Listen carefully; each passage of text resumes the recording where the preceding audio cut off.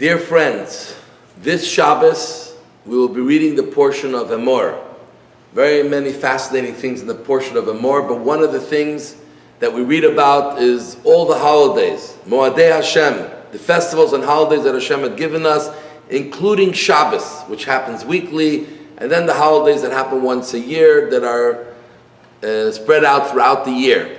And the Torah tells us about these holidays in detail, and we read them even during the holidays as well, what from this week's portion.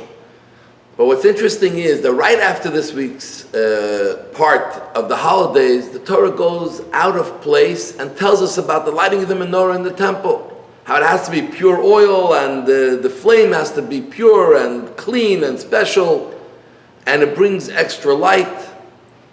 And everything in the Torah is exact. Why would the Torah put a law about the candles and the menorah in the temple, the oil in the menorah in the temple, next to the holidays? What is the connection? When actually on a holiday, we don't even light the menorah at home. But within here, we see that the Torah is trying to tell us a very important message. And that is, that what is the purpose of holidays? What is the purpose of Shabbat? Many people have a hard time. How is it that we take 25 hours out of the week, the only time of the week that we're not working really, and we have to stop everything we're doing? We cannot do any of our shopping. We cannot just go around and hang out with friends, go into our car and hang out with friends. We have to stay restricted around the home and where we are in the synagogue, and there's limitations of what we can do. We can't just surf the web and be in touch with the people who are far from us. So what is the purpose of Shabbat? What is the purpose of the holidays? But the Torah here is telling us the real secret of what is accomplished when we keep Shabbat. What is accomplished when you do Shabbat? Even if you do a part of Shabbat, but you take some part of Shabbat and you do it fully. Friday night meal, Shabbat morning coming to synagogue, or some other part of Shabbat, or just closing your phone for 25 hours. And the holidays, which happens often during the week when many people struggle. I have to go to work, I cannot do the holiday, I got to make a living.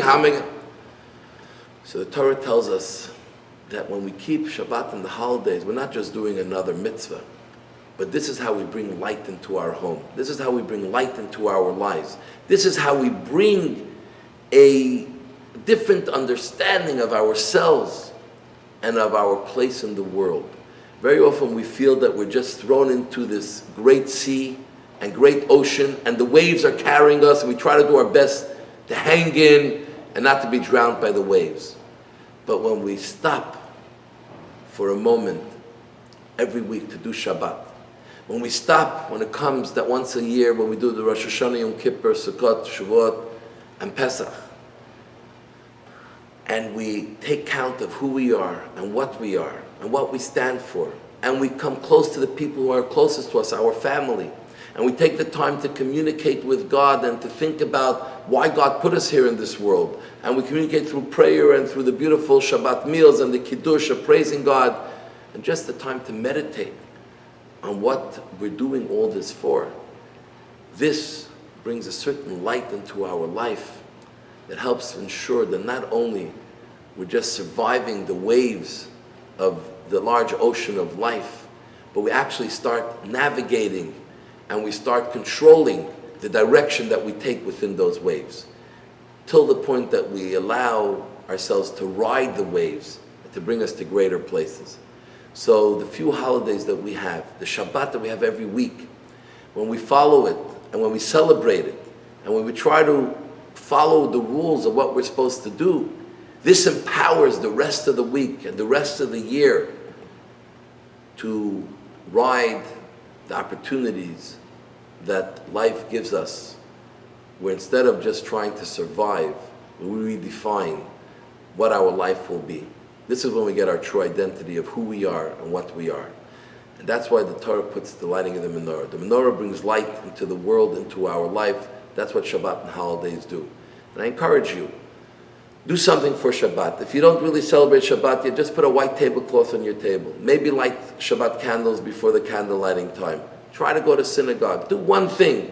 Or shut your phone even for Friday night for a few hours. Just start feeling the light of Shabbat, how it will change your life in a way that has changed the lives of so many people who never even grew up with it.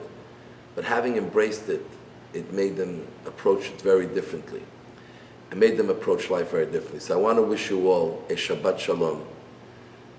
All the best to you and your family. Enjoy your family. Use the gift of Shabbat and the holidays to get to know your family better and really share with each other, not just the necessities of life, of where you're going and who's going to take who where, but what brings us together, what makes us one, what makes us part of a community, how can we bond closer, and may it bring you only blessings and good things. We love you all. God bless you all. Shabbat Shalom.